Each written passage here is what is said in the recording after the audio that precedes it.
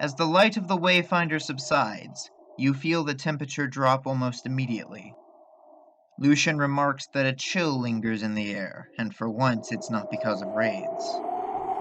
As you inspect your surroundings, you quickly deduce that you stand in the remnants of an old Sentinel base, this time in worse condition than your headquarters. No one has been here for a while. Senna takes command and leads everyone outside, only for you to realize how high up you are. The Sentinel outpost appears to have been built into the side of a mountain, overlooking a large valley. You call out to hear your own echo, only for Lucian to chide you for nearly starting an avalanche. It's not long before Vane notices a set of stairs carved into the rock. Though slippery with ice, they appear to be the only way down. You begin your treacherous descent, following the stairs as they wind around the mountain.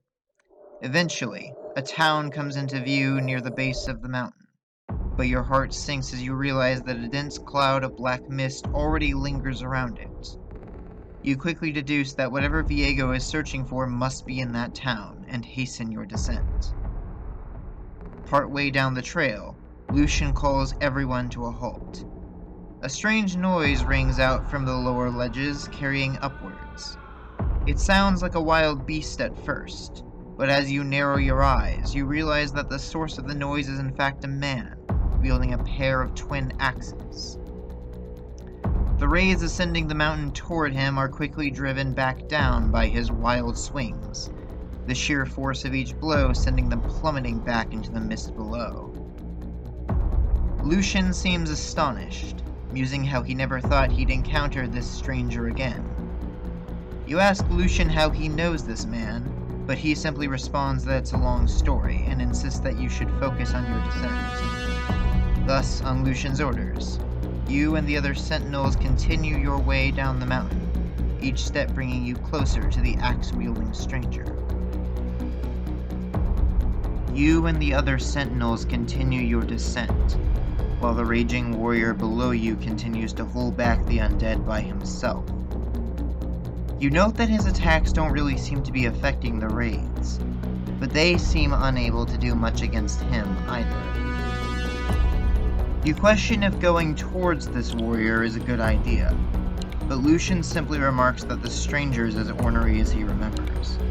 Vane once again inquires how Lucian is acquainted with the Berserker, and Lucian finally relents to tell his story as quickly as possible. Lucian tells you that the stranger's name is Olaf, and that the two of them fought a harrowing in Bilgewater once, along with a woman named Sarah Fortune. Lucian assures you that Olaf is a decent person, if not slightly insane. You ponder aloud whether it would be best to meet up with Olaf or to avoid him, but Senna remarks that the trail will eventually bring you to him regardless. That assertion quickly proves false, however, as Olaf has already left the trail and started making his way into town. You and the other Sentinels follow the Berserker as he barrels through the undead, picking off those left in the wake of Olaf's rampage. Eventually, you lose sight of Olaf as the mist grows thicker in the town, and you spot no trace of anyone else in the village either. You scan the mist for any sign of Olaf, the ruined king, or even possible survivors, but you're unable to find anyone. Lucian reminds you that your objective is to figure out where the black mist is going, and sure enough, Gwyn quickly points out that the undead appear to be concentrated around a particularly large house near the middle of the village. With their next destination set, the Sentinels make their way toward the house, blasting apart any undead that stand in their way. You and the other Sentinels storm the house, fighting your way through the undead that bar your path. The place seems abandoned, but more raids are soon clawing at the doors and windows, confirming that whatever they seek is inside.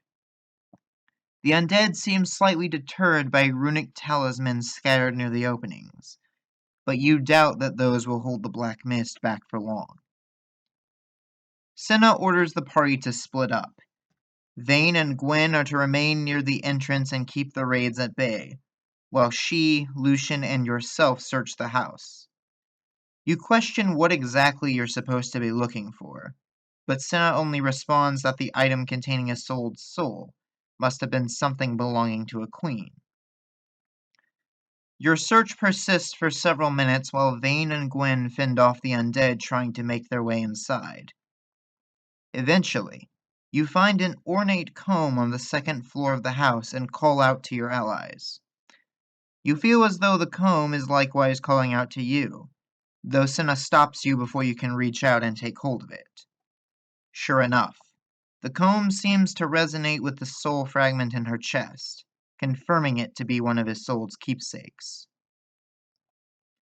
Senna orders you to prep the Wayfinder and get ready for departure. But before you can move a muscle, a loud crash from downstairs draws your attention. You call out to your comrades, only to be answered by a cry of fury.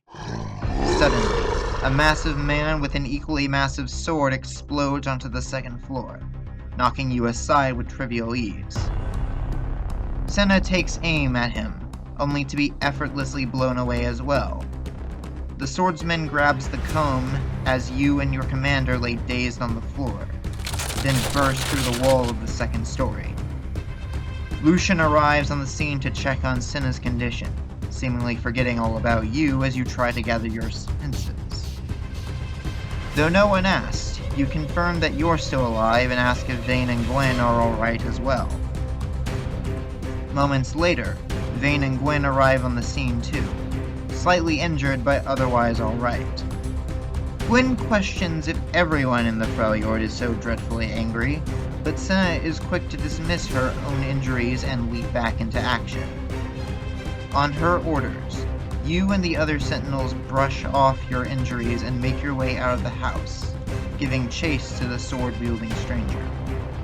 You give chase to the screaming swordsman as he tears through even more houses in a seemingly mindless rampage.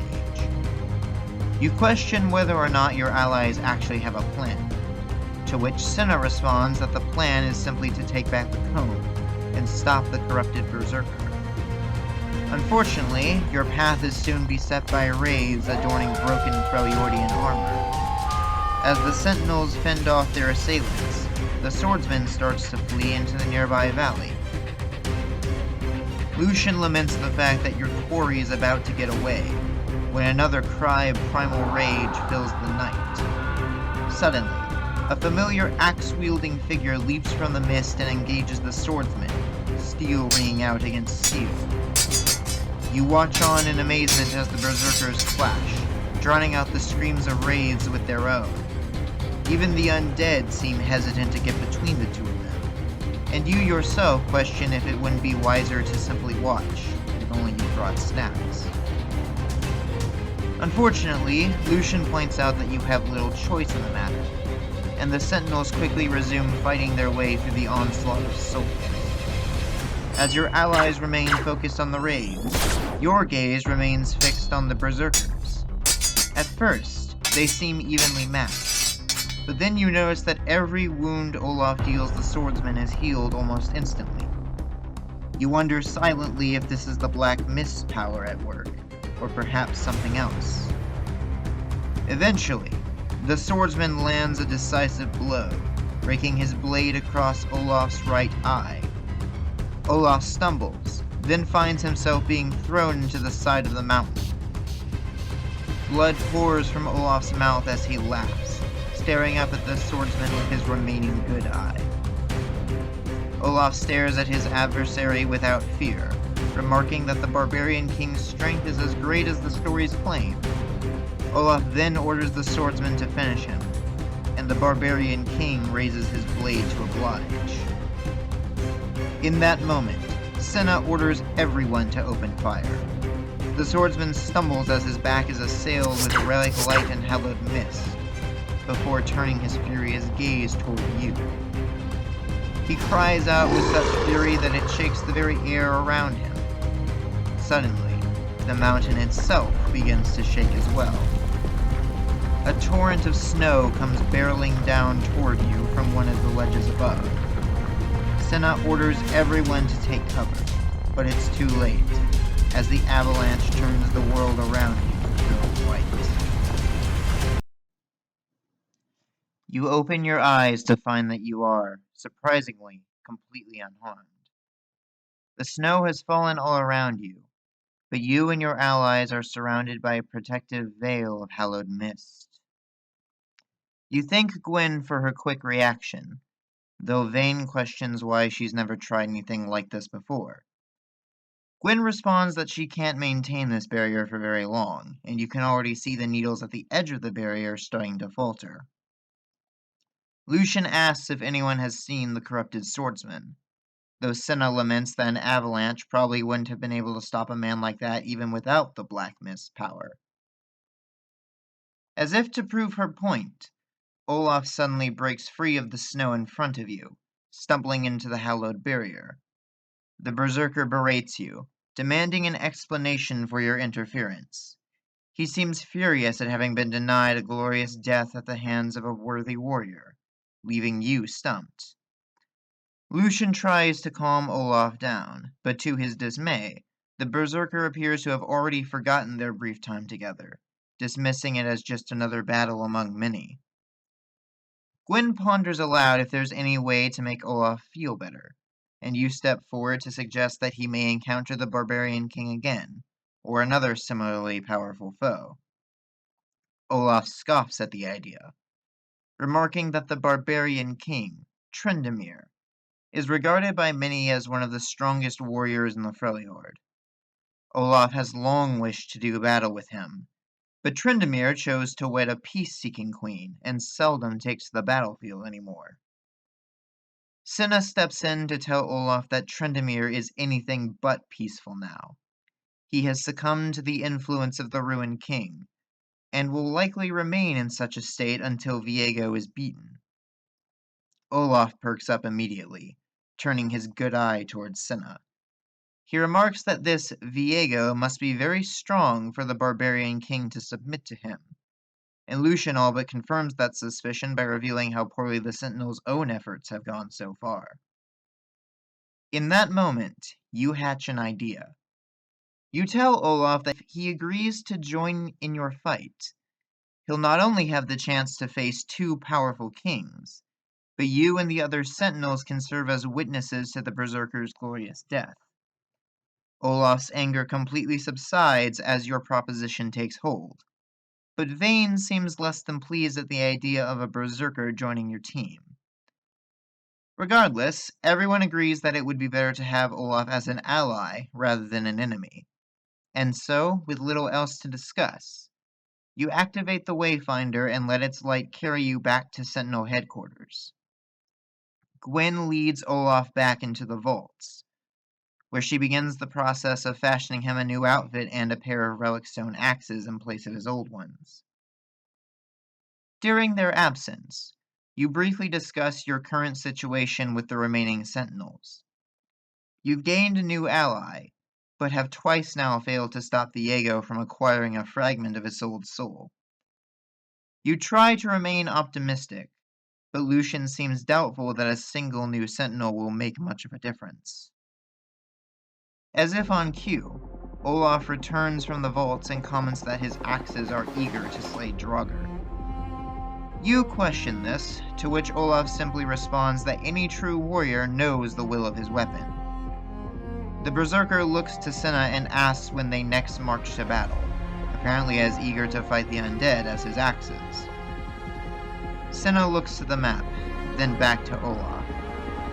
She orders everyone to take a brief rest before setting out to their next destination on the map, the Immortal Bastion, capital of the Noxian Empire.